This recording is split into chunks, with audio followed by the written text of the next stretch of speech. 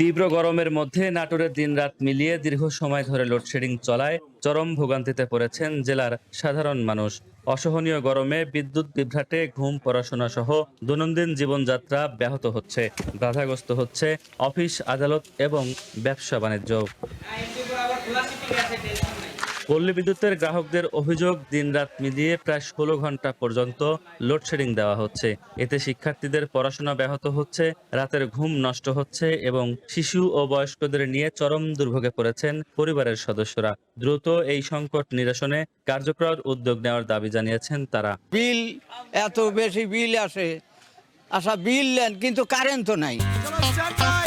Sorry sorry sorry লাইফে কখন কি হয় গ্যারান্টি আছে? তাই ইন্স্যুরেন্স করুন সিটি ব্যাংকে, কারণ ইন্স্যুরেন্স করলে সিটিতে সুরক্ষা পাবেন নিশ্চিতে।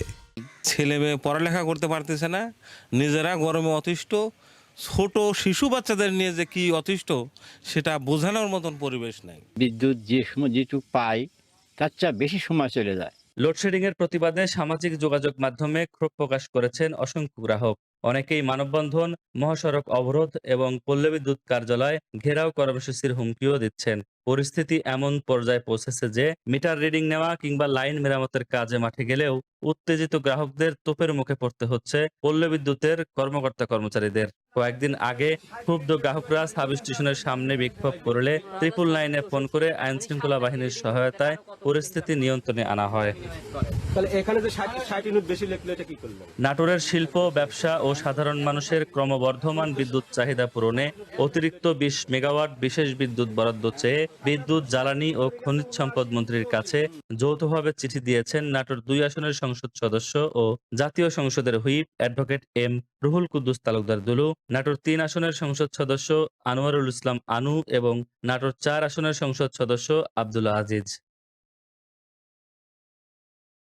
নাটোর পল্লী বিদ্যুৎ সমিতি ২ এর AGM K M Khorshed Alam জানান, চাহিদার তুলনায় প্রায় অর্ধেক বিদ্যুৎ সরবরাহ পাওয়ার কারণে এই ভয়াবহ লোডশেডিং। দিনের বেলায় থাকে ধরেন ৯০-এর মতো, ৯০-৯২ মেগাওয়াট চাহিদা, সেখানে আমরা পাই ৫৫-৫০। রাতের বেলা ১১৬ পর্যন্ত উঠছে আর কি সর্বোচ্চ পিক আওয়ারে, সেটাতেও আমাদের এই ভয়াবহ লোডশেডিং। অন্যদিকে নাটোর পল্লী বিদ্যুৎ সমিতি ১ এর জেনারেল ম্যানেজার মোহাম্মদ ফখরুল আলম বলেন, জাতীয় সংসদের হুইপের ডিও লেটার দেওয়ার পর বিদ্যুৎ সরবরাহ পরিস্থিতির কিছুটা উন্নতি হয়েছে। লোডশেডিং বিষয়টি আমরা ঊর্ধ্বতন কর্মকর্তা সহ আমরা মাননীয় এমপি মহোদয়, আমাদের হুইপ মহোদয় সকলকে অবহিত করি এবং ওনারা বিষয়টি তাৎক্ষণিক ওনারা করে যোগাযোগ করেন এবং নাটোর জন্য অতিরিক্ত ২০ মেগাওয়াটের জন্য উনি আমাদের ডিও লেটার দেন। বিদ্যুৎ সংকট নিরসনে দ্রুত অতিরিক্ত বরাদ্দ নিশ্চিত করার পাশাপাশি নিরবিচ্ছিন্ন বিদ্যুৎ সরবরাহের দাবি জানিয়েছেন নাটোরের ভুক্তভোগী গ্রাহকরা। Nazmul Hasan, one news, Natore. তীব্র গরমে ঘন ঘন লোডশেডিংয়ে জনজীবন বিপর্যস্ত হয়ে পড়েছে। এ নিয়ে আরো জানাতে নেত্রকোনা থেকে যুক্ত হচ্ছেন রানা আকন্দ। রানা, আপনি তো এই মুহূর্তে নেত্রকোনায় রয়েছেন, সেখানে লোডশেডিং এর মাত্রা কেমন, সাধারণ মানুষ কি বলছে জানাবেন।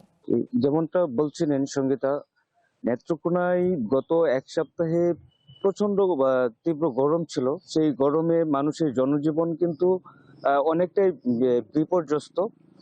কারণ গত এক সপ্তাহে প্রায় ৭০ থেকে ৭৫% কিন্তু বিদ্যুৎ ছিল না বললেই চলে। প্রত্যেকটা গ্রাম এবং প্রত্যেকটা শহর, উপজেলা লেভেল থেকে শুরু করে সব জায়গায় মানুষ ফেসবুক সহ সামাজিক যোগাযোগ মাধ্যমে সেই ক্ষোভ কিন্তু প্রকাশ করছিলেন যে আসলে বিদ্যুৎ থাকে না, বিদ্যুৎ শুধু চলেই যায় এবং মানুষের যে জনজীবন, মানুষের ঘুম, রাতের ঘুম থেকে শুরু করে সবকিছুই কিন্তু বিপর্যস্ত হয়ে পড়ছিল।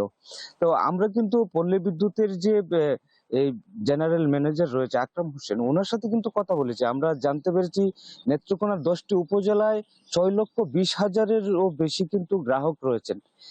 উপজেলায় সেই গ্রাহক সংখ্যা বেশি থাকলেও তিনি আসলে কারণটি জানিয়েছেন যে বিদ্যুতের যে চাহিদা, আসলে ১৪৯ মেগাওয়াট চাহিদা কিন্তু নেত্রকোনায় রয়েছে। সেই ক্ষেত্রে তিনি ৪০ থেকে ৬০ মেগাওয়াট কিন্তু পেয়েছেন। উনি বলেছেন যে আসলে আমরা তো বিদ্যুৎ উৎপাদন করি না, আমরা কিন্তু বিদ্যুৎ ডিস্ট্রিবিউশন করি। আমরা যদি না পাই তাহলে আসলে জনগণকে কিভাবে সেই বিদ্যুৎ আসলে আমরা দিব।